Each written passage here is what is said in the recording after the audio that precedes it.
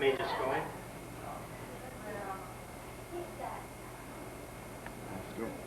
Okay, Pat and Alan have requested that when all the Oberlin families together, they'd like to take some pictures and a video of the family and have us talk about our childhood and some of the most interesting things happening in their background. They want to turn this over to their children and their grandchildren, and they've said if anybody wants a copy of it for their own family, they will make one for them.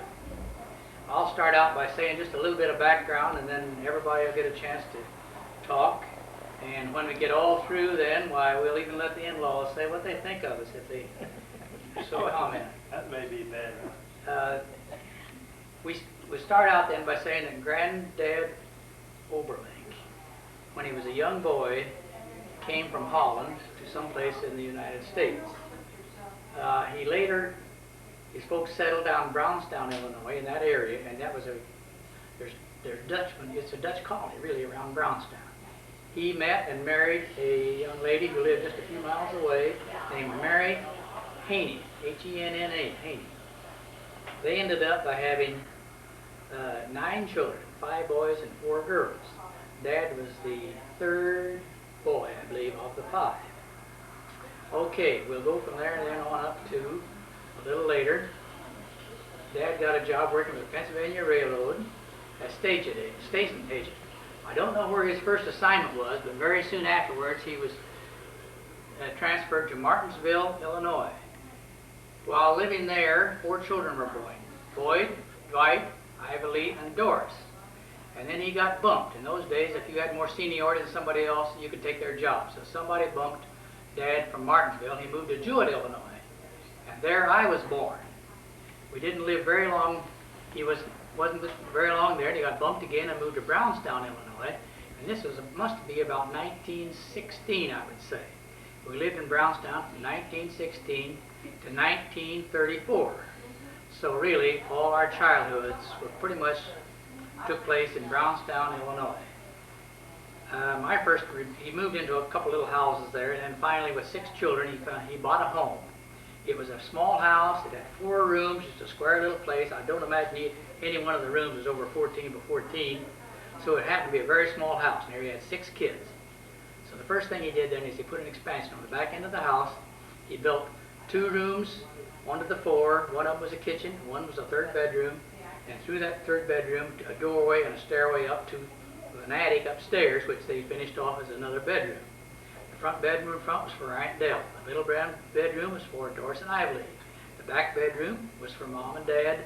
And the small room upstairs, which had very low ceilings on the sides, had 2 double beds in it, and that's where the 4 boys. That was our bedroom. Basically, the house had a small, we call it a parlor in the front. The next room had a stove in it. That was the only heat in the house. And I guess that's where the families more or less gathered after dinner at night. And the kitchen had a stove in it and a pump, pumping from a well just east of the house. Behind the house was what you call a little summer cottage or summer Smokehouse. Smokehouse. And that's where practically everything was stored out there, including the galvanized tub that we all took our baths in on Saturday night in the summertime. We did. The smokehouse was a smokehouse for the first verse of smoking. We did smoke the meat, remember? Yeah, all right. Then we started, when he gave that up, then it became a storeroom. Yeah. Right, okay. Below it was a cellar. And we kept the milk there to keep it cool. The fruits and vegetables that were canned were kept down there. The big 10-gallon crock of sauerkraut was down there. Yeah. A few things like that. Then to the side of the house we had a coal bin.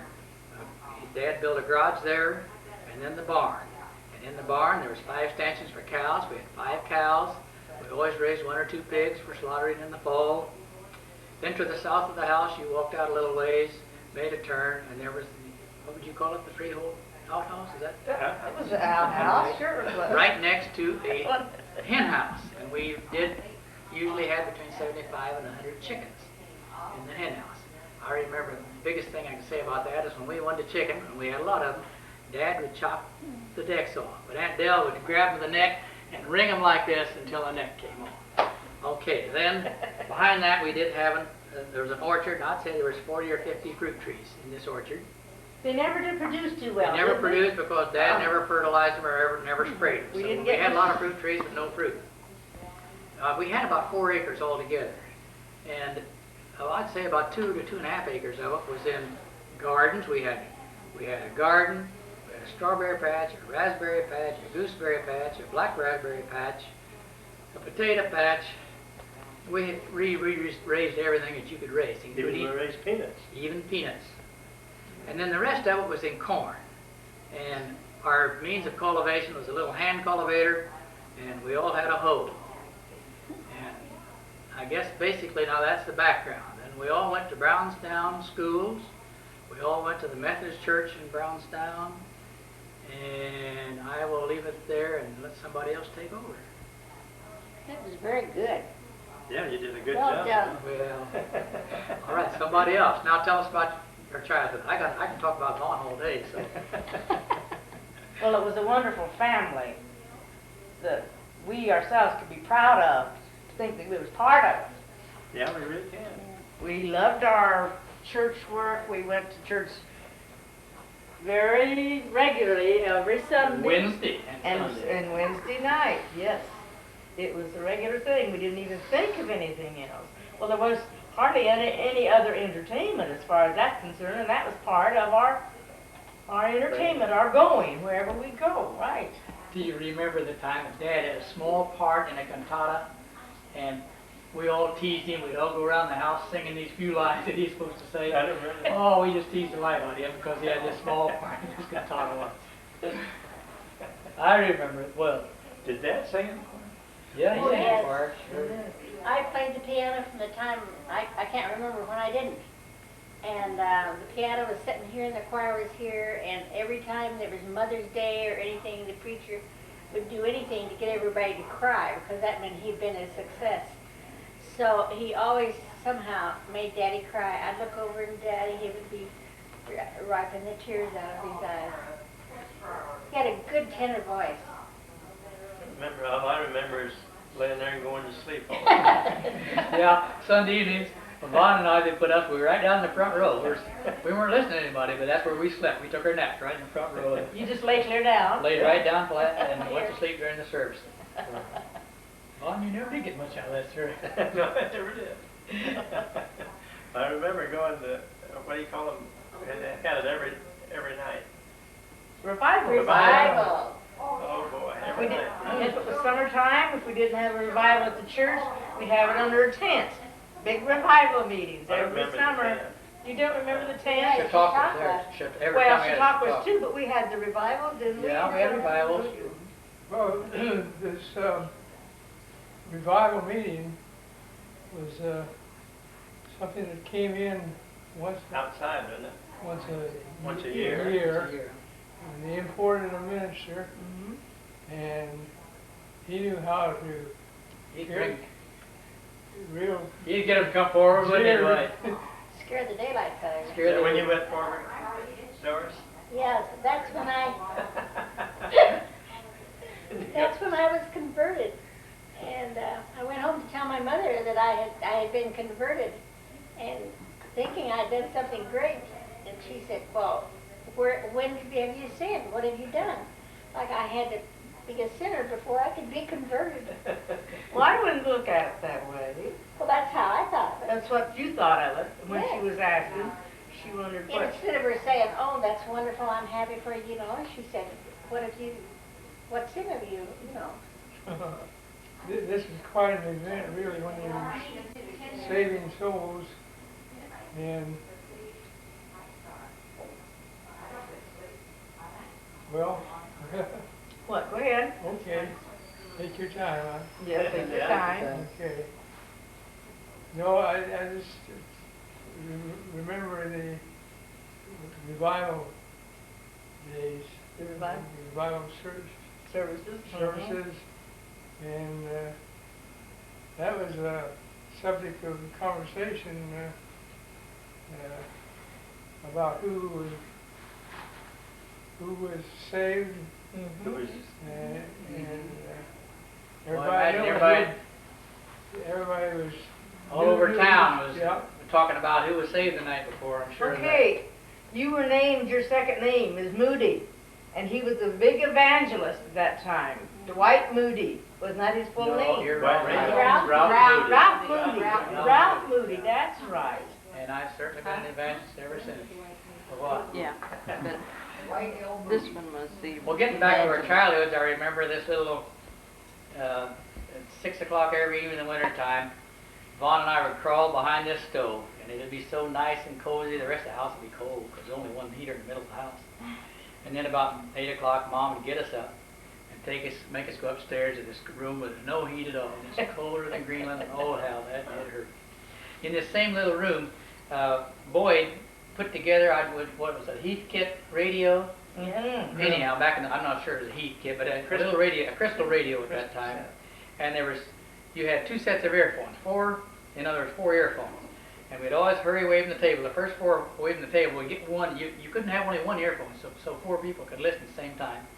And we listened to Amos Nandy and Lum and Abner and what else? Martin March. River McGee. Well, I think they came even That's later. later, I think. Amos Nandy and Lum and Abner, I remember. I remember we used to take the, Well, they were on radio. They would then, heat iron. After that. Oh, heat an iron up, take an iron to bed with us. Well, I don't For know your whether feet. that's that or not. Yeah. That was, Wrap the iron in River paper. McGee and Molly. That was a good one. Oh, yeah. River River McGee and Molly, Molly. yeah. Well, anyhow, It was very we fun. had to share, and of course, the boys were all 4 in the back of the table back there, all on a bench. The girls had a slight advantage of getting to the earphones. I don't remember that. And Before I your remember, I time. remember the radio, but I don't remember the. You don't, well, that's before No, your time. Before your time. Well, Monday was wash day. We had to heat all the water on top of this big cook stove. And it was a big boiler, as we called it, where we heated the water.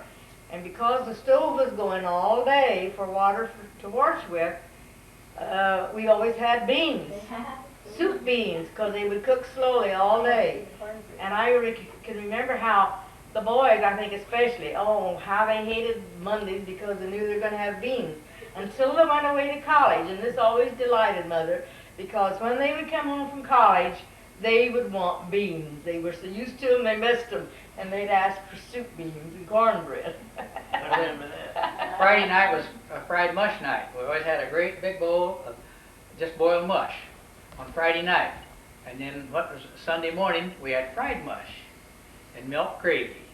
And I guess that's where I've told my daughter about that so much that every Christmas she invites me in for fried mush and milk gravy with hamburger in it. Delicious. But talking about food, the thing that I remember was, in the wintertime, Daddy would bury bushels of apples Oh, yes. for him to keep. And we were allowed 1 apple a day. So I couldn't wait to get home from school to eat this apple. And believe me, we ate it down to the core. Oh, bet. They throw half of an apple away now, don't they? What kind were they? Jonathan. And here we are in Sun City right now, where they have so many oranges that they throw them away. And at Christmas time, you don't throw any away. No, not oranges. Nobody has too many that they do something with. Dropping all over. Okay, well, they've Well, those got are a the lot. sour ones. They have a lot of oranges here, but Lot the of only them time we ever had an orange was at Christmas Christmas time. We would get Yeah, an orange. Patties? Hey, Pat, so that. That's what, Yeah. when we all traipsed to church on Christmas Eve, and that's when we were given this big orange. And I can remember, I always thought there was a Santa Claus, and you kids there, again, you kept telling me, that there wasn't, the older ones, there's no Santa Claus, and I didn't believe it. So this one time, we all traipsed to church and back, and I can remember the sound of the crisp snow crackle, 8 of us in a line, because there's only one path on the sidewalk that's been cleared off, so 8 in a row, going down if Aunt Dell was there. And when we got home from church, there were our presents. So I said, see, there has to be a Santa Claus, because we were all in church. I didn't realize my daddy had slipped home during the service and put the packages out, The first Christmas I remember is Mom and Dad, they let Vaughn and I go to sleep in the front room, right next to the front door, which normally they would never let us do. We had to And so they let us go to sleep in there, and the minute we got to sleep, then all of a sudden we heard the rattle of bells and the jingling and so forth at the front porch. And here come Dad, of course. We didn't know him, but he came in with a Christmas present. That's the first one I remember. Well, go ahead. Was that the year we got our boots? I wouldn't doubt. Well, that was the best thing that ever happened. We got a picture of that, haven't Oh, we? yeah, we have. Great. What have you got to say? Well, I'm listening. This brings back, Why? Well, okay, that's what we want. What's it brought back? Go ahead. Tell us what. well, I mean, everything we've talked Oh, about. but can you think of brings one? forward, yeah. Well, Dwight, you were one of the lucky ones on Saturday. That wash tub out in the smokehouse there, you guys were all lucky. I was the fifth one in the same water, so I. And if it was summertime, it was out in the yard. This was We had Saturday. baths out in the yard. This is Saturday night bath. Saturday night baths. Who got to go first? I suppose the girls did. I don't know. I wondered why the water was so dirty the time I got there. Poor Bob. And Daddy always yelled, next. Well, you- Saturday night bath. I'll talk a little bit about school then. One incident, we did have a band in high school, and I guess my dad, I don't know, he bought a set of trap drums. So Boyd was the first drummer. And of course, when he graduated, Dwight was the next drummer. Then after he graduated, I was the drummer, and I couldn't keep time. I couldn't keep anything. I thought Boyd had saxophone. Well, I was the Well, you were the drummer. first one to get the drum. Boyd had sax, you got the drums. Okay, well, I followed you, Dwight. You knew how to drum, but I didn't. And I got him after. Yeah, And you got him after me. So I didn't know how to drum either. Never did know how to read music. Everybody in Brownstown, the goal was to be in Colonel's saxophone band. Yeah, was it? All the instruments were saxophones. They had Was that right? soprano, melody, bass, baritone, and then there was Cooney with a drum. Poor old Cooney. Yeah. Cooney, did you hear that? I didn't say it, he did. That's Cooney, this is Monk, and I was Skinner. Skinner the Jew. Oh, you didn't have to have that. And for a long while they called Boyd Runt. That was our nickname. Well, another thing, and I think you'll agree with this, we were a very respectable family. And if people wanted to go someplace, are the Overlake girls going to get to go? Are the Overlakes going? If they went, then everybody else could go. Boy, they didn't know you did that. No, they didn't. And if we asked to go to somewhere, spend the night with somebody, or we'll go somewhere with them, we would ask Mother, and she says, "I'll think it over, and I'll tell you." And she'd think it over, and then she gave us a yes or no. No, she'd send us down to the railroad station. Well, not always. Yeah. Not always. Yes. Difference of opinion. It might have been. Well, it was like going swimming or something, like go ask your daddy. So we'd walk Yeah. all the way down there and ask him, he'd say, "Oh, whatever your mother says." So we'd traipse back, and she probably had the final. Yeah, because I can remember I resented it because I had a friend, real close friend, and she would go say, "I want to go to so and so, or I'm going to so and so tonight," and she would say no, and they would sit and argue, and it was so different from me because if my mother said no, that was no. We didn't go, but this gal, my Lil Finley, Oh, yeah. she was kind of spoiled, and so she got what she wanted when she wanted I it. might comment that I think the family we all worked together because Dad, I think most Dad ever made was $75 a month. And with the family the size that he had, that didn't go too far. So we had raised our own chickens, we had 5 cows, we delivered milk throughout town, sold milk. Anybody want to comment on that? Ralph had I to probably carry had the the same milk. background. And we Well, all how we had strained it, how we strained it, all we did was run it through a cloth and take out the hair, we I guess. didn't take everything out, I'll tell you. and then they deliver, and then they put it on the steps or in the cellar and let the cream come up, and it was thick, thick cream, and that's what we made the butter with. Not with one of those churns that went up like this, but a little wooden box just the size that would hold a pound. And we churned it, yeah, we churned it. But when we pressed it, then we put it in this little wooden box thing, and the handle pushed up and pushed this 1 pound of butter out. And we sold butter along with We sold butter. I remember, I think, I was trying to point out that we all helped, I think with Boyd. He was the first paper boy for the Decatur Herald. It went on down to Dwight, then to myself. We moved out of town before you got into You it. sold it to me. Did I sell it to you? I also delivered the Grit magazine, and we mowed lawns. I mowed an awful lot of lawns for 25 and 35 cents a lawn. And I'm sure all the other boys did too. But we all worked and supposedly saved our money to go to college, which we How did about do. the Saturday nights down, go down to the movies? Oh yeah. Remember that that? about, yeah.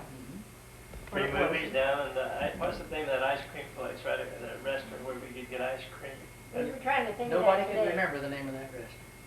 Well, anyhow, right in the main part of town, there's only 1 block long, really. But the stores are all on one side of the street. And then there was an empty lot on the other side of the street, went up to the railroad track. Maybe it was 100 feet deep. And in there, they had built a screen on Saturday nights. That's where they had the movies. Yeah. Also on Saturday nights, in the summer, the band would play on Saturday night. And Like Mount Remember, I believe, Mhm. the band played on the main street, and there was a block this way and around this. Didn't we call it a square? We'd walk around the square. Yeah. well, Anyway, Mother said you're not allowed to walk around the square. It was dark, and we weren't supposed to walk, but we did, didn't we? Yeah, that's where the fellas went the That's other where the way. fellas were. guys went this way, you went that way, and you met We over thought there. nothing certainly happened, but it just, that That was was it. forbidden, and that's what we thought we were really great in We doing. were open. I was want to tell about the time that Cooney had met Gary, the kids, well, some of these kids in college, and I had met him. And so I guess, I don't know whether we met 2 or 3 times, but he came home with Cooney to one vacation. And Gary was putting himself through school, and he had 2 pairs of shoes, and his best shoes is what he wore down to our house. And that was the weekend they decided to kill a pig, to slaughter, what is it? Butcher. Butcher a pig. That's what they call it. Hog. Yeah, okay. Yeah, that's it. So Gary thought he was being such a big shot, showing off and all that bit.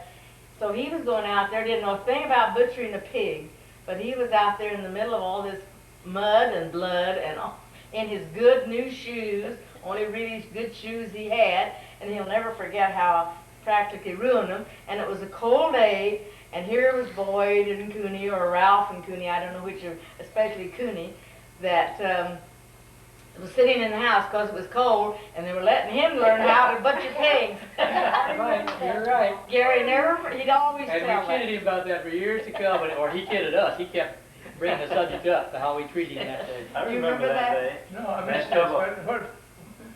What were you doing? About Cooney or about Gary coming home with you one weekend Yeah. and butchering the pig. And he says that you guys stayed in the house while he helped Dad and some other man butcher the pig. And he got all Oh. dirty and bloody, and you guys stayed in the Yeah, house. that was Barry's story, yeah. Sure, I know that. I might mention something about for the grandchildren and so forth might enjoy knowing that on Halloween night what we did. But about 2 weeks before Halloween, you started soaping windows, and you take a spool and cut notches in the spool and put it on a string and go up to window 9 and go like that. Make a noise, try to scare somebody. Soap their windows, and then on Halloween night, tip over outhouses. That was a common practice. I remember one night we had a cheese factory in town there, and they had a big, they stored hundreds of barrels. And we broke into this one night, and we carried, I don't know how many 100 barrels over to the main street and built a barricade about 5, 6 barrels high as we could reach, right across the street, put an old buggy on top of the porch there at the restaurant, and I don't know, just that type of thing. is what we did on Halloween night. I stood by and watched all the time. You And didn't Oh, participate. Ain't yours. Go watched. Oh, I remember when we used to go to Radcliffe, just a block away, and our summertime fun was catching fireflies at night oh, yeah. and playing hide and seek. Oh, did we ever play hide and seek? And what did we call it when we threw the ball over the Handy roof? over. Handy over. Handy We over, did. pigtail. That meant it didn't come over. Come back. Handy over, pigtail. Come back, it didn't go over. Pigtail. The slope of the roof would bring it right down, and And if you you kept caught it- it, you get to come You gotta run around. around, you're supposed to hit them. Hit Did them we with the have ball, then we're out. even one toy that was bought from the store? I can't remember ever having No, I can't. A wagon, we had a sled. wagon. A we sled. had a wagon and a A sled. bicycle and,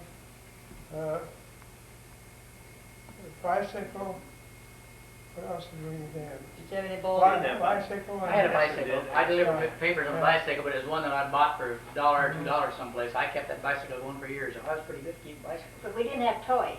No, huh? No. On rainy days, Mother would let us own that living room, that dining room, that was our living room and everything else. Yeah. We could upset the chairs and put blankets over Make them trains. and make trains and just Play house? play house. Everything imaginable. You kids would shoot marbles on the floor after I cleaned the house. You'd shoot marbles, you'd throw baskets on the walls. 'Cause that's the only, it was freezing outside, you know. I remember Ralph, he used to play marbles for keeps. And that was a no-no. Remember that? Yeah, I We were don't. playing marbles for keeps and our dog, Colonel Spoopendike, got run over. While I was While he playing, was playing marbles for keeps. Oh. that was it. And that was Don't a get bad, about bad. That, for Remember a long that? time, I Lost felt your that's what dog, caused Chris. me to lose my dog. Haven't played marbles for keeps since, have you? And kept it up. Might say too, there was an oil pumping station there in this, Brownstown, by the way, there's about 500 people in this little town. There was an oil pumping station there, and they had a pond for cooling water. And in this pond, it was pretty muddy bottom, wasn't it, Dwight? But that was where we did our swimming. And in the wintertime, it froze over. We'd push the snow back, and that was our ice rink. And there's a few fish in it, I think, wasn't there? I'm Yeah. not sure. But anyhow, that's what all our swimming and ice skating was done on this little pond. Yeah, who broke in the ice one time? Somebody fell through. Broke through, clear up, clear in, got wet, clear under. Oh, it was so cold. For the family? Uh-huh. I don't remember that. Yeah. I fell in once. Was it Did you? you? Hey! Might know it'd be you, Obi. Because I took this girl. Uh-oh. Coming out. Back down the bayous, and we fell in. In the out of the way place you were going to take her. So I took her to our house. To dry out? Yeah, and Me? so that. Who was it? But this mill pond, it had a bottom, it was a mud, Mud, but I that- mean, it was really mud. If you got too near the... Wait a minute. Yeah. Excuse me. This is where we went swimming. Mhm, yeah. We had a diving board there. Oh, yes. and- Yuck. As long as you didn't touch the bottom, you're all right. But then don't get down near the bottom. Who was this girl? Do you remember? I think I do. Who? Who was it? I'm He's just not curious. telling. He's not I'm just telling. curious. Nobody else will know, but No, nobody's going to know, Dwight. Now, Tell us, But us. Obi. okay. Helen? Helen Sefton?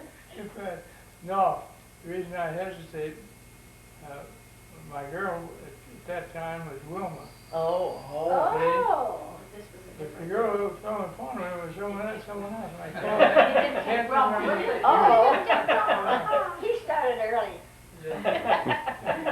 It's probably such a hot date over there, they melted the ice. Oh, tell about the divers, when the diving boy came up, peeking in the windows. Oh, boy. Was that Wayne? That was Wayne, and one of the... Yeah. Ivy and I, our bedroom's on the side of an alley. So we girls would undress at night and never even think of put your blind down. Nobody lived across from us or anything. We didn't think anything about it. So Ralph or somebody, Vaughn or somebody told Daddy that they saw Wayne Dively, A neighbor. a neighbor, looking in our window at night and watching us undress. So the next night or whatever, Daddy told us to go in there and start undressing. And we did, and before long, we heard the awfulest noise you ever heard. Daddy went out and he jerked him up on that front porch. And I don't remember what he did to him. Well, The boys were. Boyd and Clayton were there, and One punch him and the they, other. they didn't, I don't think they pushed him back and forth. Boy, Dad had pushed him over to Boyd, and Boyd had pushed him to Cooney, and they just pushed him around pretty good. They didn't hurt him, but they scared him good, I'll tell you that. Yeah. And what they were doing, any red-blooded Boy, Any red-blooded boy. Why, just a week before you were over watching Edna Mae Ragwell, weren't you? Oh, she's exposed herself, she's. Oh, shoot. There wasn't much to do in this small town. That's about the most exciting thing you can do. That's for sure. Makes your own fun. Watch the girls undress. Oh, dear. In the wintertime, we used to hook our sleds up behind some farmer would come to town, either with his horse or even a car. And there'd be 8, 10, 12 of us guys on our sleds. Get over, and he'd pull us out of town about 2 miles, and we'd wait out there, somebody's coming the other way, then we'd hook on behind him and come back into town. This was a Saturday afternoon fun in the wintertime. But didn't we have fun? We did have We fun, did. sure we did. It was, we didn't think we were hard up or anything else, it was just. We never got an allowance though. We never got any money ever. Did we? No. The only time is when the church would have a bazaar, maybe we were given a quarter. Or when the fair came to town, we were given, say, a quarter or whatever. That was it. Well, we made a little money off our paper out there. Well, you guys did. Yeah, we did. You spent all yours on candy. Come on. Did you ever I did. Seth back then? No. Families ever went anywhere, too. Did your family downstairs go to ours? No, I don't. We could ask you guys the same question, you get most of the same answer. Same answer. This is our, Sure, you're the same age. This must sound very familiar to you, a lot of it. It's these grandkids and great-grandkids that's gonna be a little shocked. Oh, they probably have heard us. They won't be too shocked. You don't think? But you know, like, 4 minutes left. you never said okay, no. hold it, you guys got 4 minutes left, so let's let him, hey, I want, turn it off, and wait, I want each one of these people to have a chance to say something here. I don't want to say no. Then let's, Nothing young anything good to say about it? Alan, I want to end it up a family reunion about every 1.5 to 2 years, and every year, and Doris entertained us by playing the organ, and we enjoyed it so much that we want to end this tape tonight by listening to her for a minute.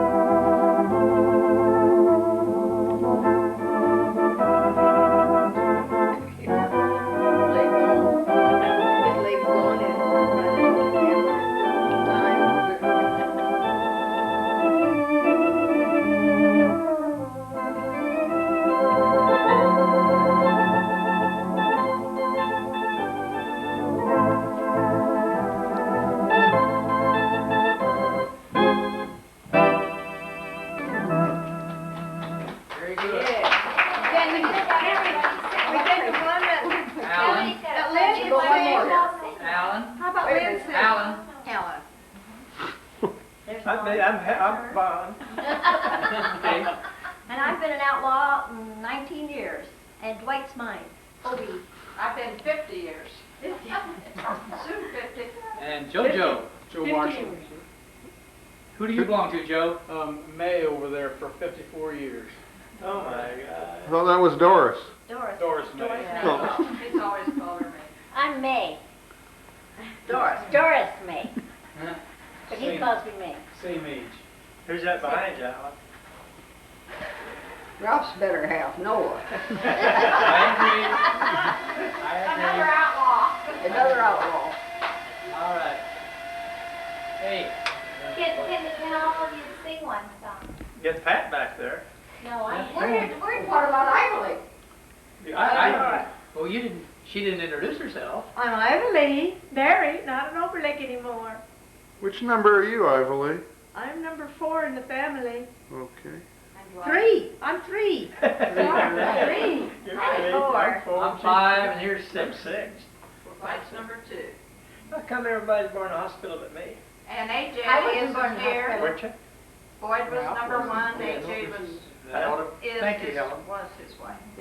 Did you record what Helen said, that Boyd was number 1? Did that come in? I'm sure did. Boyd was number 1, AJ isn't here tonight. AJ is his wife, was his wife. 1, 2, 3, go! All right. I guess that's it. Thank you. Yes, it is. Illinois. It's going to pot on there. Nothing. Ignore that weird. Well, it wasn't doing that. Wait a minute, that will do it. What you like to do, I don't know why I just do. I don't know why you thrill me like you do. I don't know why you just do. You never seem to want my romance too. Every time you hold me, just when we're dancing, I don't know why I love you like I do. I don't know why I just do. There you go. The lazy, lazy river on the night sun. Bring me back to the wild tree. They're always close. Even me, the lazy river where the robin song goes back to when morning. Green days sun, blue skies above. Everyone's in love up the lazy river. Happy we'll be up the lazy river with me. All right, Joe, come out.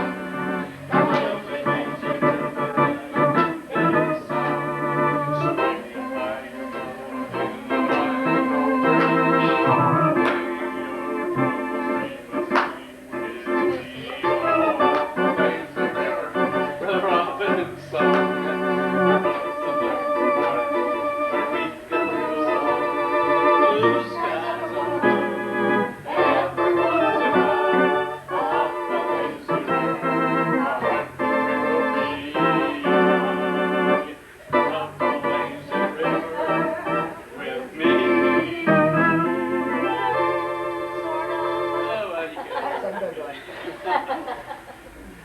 I'll turn that on. Well, thank you. Thank you, Al.